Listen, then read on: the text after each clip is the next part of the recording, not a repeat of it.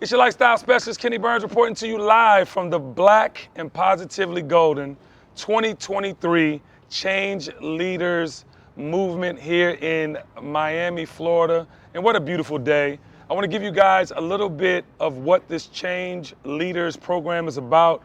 McDonald's 2023 Black and Positively Golden Change Leaders is a creative campaign launching this Black History Month to shine a light on 10 young Black leaders who are inspiring and positively impacting change in their communities and beyond. All year, McDonald's will release original content to amplify the voices of these leaders, underscoring the Black history and Black excellence that occurs and should be celebrated all year and beyond February. Campaign highlights include national TV and radio spots, digital content across multiple platforms, and video profiles of the change leaders of 2023 on McDonald's Black and Positively Golden website and Instagram via We Are Golden. Ladies and gentlemen, without further ado, I want to introduce you to our first change leader.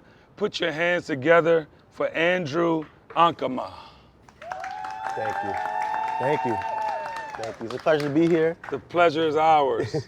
How are you feeling? I'm good. I'm good. You know, this is my first time in Miami, so it's beautiful here, you know. Definitely a blessing to be here today. Absolutely. We're going to start with this first question. What does it mean to you to be recognized as McDonald's 2023 Black and Positively Golden Change Leader? This is an honor of a lifetime, you know. I've been doing activism work for so long. And at 20 years old? Yeah. For 20, so long. 21, but you know. Get my age correct because right. I'm almost there. But it's just been so inspirational just to be here. I'm definitely blessed to be here. Just the opportunity to meet so many other change makers such as myself. It's been such a great opportunity. And I definitely don't take it for granted. Born and raised in Philadelphia, PA. What was it like for you? So I was actually born in Philly, but raised in Jersey. Oh. I'm back in Philly now for college. I go to Temple University. Temple University in the house. You already know. So the experience was kind of interesting. So being born in Philly, I grew up there for the first 3 years of my life. Yeah. And then in Jersey, I moved to the suburbs, right? So coming back to Philly and seeing how a lot of people my age were living, you know, living around violence, living around in poverty, it was kind of disheartening to me. And I know we're gonna get into this later, but that's really what touched me to do the work I'm doing now in the city. That's amazing. You're the founder and director of the Accountability Initiative. Tell us what that is all about. The Accountability Initiative is an organization I started in 2020, back in the height of the Black Lives Matter movement. It originally started after a group of white kids at my high school were caught on video singing the N-word in a song, and it caused outrage among the student body. So even though I had graduated at the time, I still wanted to find a way to address that situation because there were so many other incidents like that have been gone, swept under the rug. Right. So we really wanted to find a way to address that and tackle it head on. And make them accountable. Absolutely. For what was going on. Absolutely. Well, can you tell us about some of the work you've done after hearing that through your initiative? Of course. So after that incident had happened, we had decided to take that experience, collect more stories from students, from students prior in the past, and really collect that and hold a community meeting.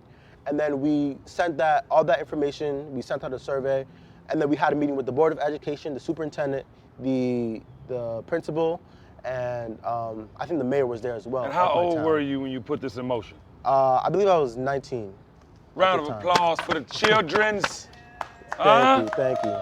Yes. Thank you. So yeah, that was our first project. Thankfully from that, we were able to, they had a Black History course implemented at the high school, microaggression training implemented for the staff members, as well as more serious punishments for individuals who perpetrated acts of discrimination at my school. So after that happened, I had started college at Temple University, and I had been seeing everything going on with gun violence in our community.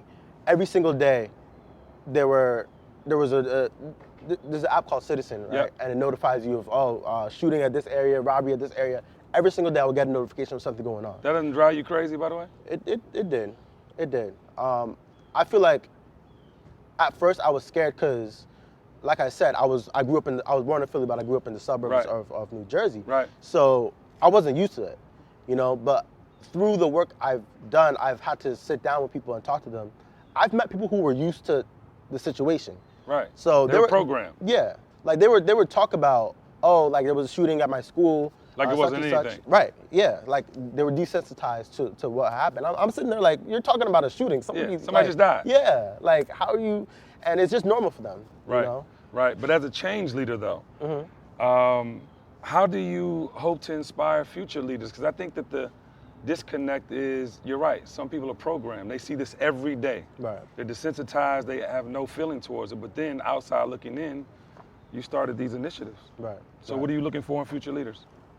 So I think that everybody has the power to engage the community in some way. You don't have to lead a 100-person march. You don't have to have 10,000 followers on Instagram. Facts. Followers don't mean nothing, nor do likes. Okay. Yeah, I love my little 2,000 that I have now. But you're getting some money from McDonald's and you're changing the world. You don't need likes. You need money to finance your dreams. Listen, I can't argue with that. That's right. I can't argue with that. But I would just say that everyone has the power to impact the community in whatever way they want to. Whether that be tackling gun violence, education reform, women's rights, the list goes on.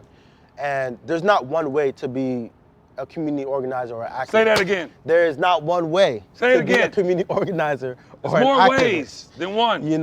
So whatever way that's best for you, that might be through social media, that might be through visiting your local politicians, that might be through organizing community events. There's different methods of connecting with your community. Absolutely. You're impressing me, though. I mean, I don't know too many people, 21 years old. Yeah, thank you. You're welcome. That are this focused and in tune with their purpose. What is a key passion point for you? So I would say my key passion point, like in this moment, is definitely tackling the gun violence that's been going on, and both in the city of Philadelphia, where I'm currently based, and nationwide. The number one cause of death in children is gun violence. Right. That's an issue. Right. I've talked to mothers who have had their sons killed. There was this lady who I was at a back to school event. And I talked to a mother whose son got shot 7 times in elementary school. You're in elementary school. You're supposed to be, the biggest problem should be learning how to, do the times tables and such. You shouldn't have to worry about whether you're gonna walk down the street and get killed, Facts. whether you're gonna go to school and not come back alive. Facts. That's a problem. Yeah. So I feel like someone as blessed as I am, I didn't have to grow up in that environment. Yes. So if I could use my voice, if I could use my platform to advocate for those people going through those situations, that's what I'm gonna do.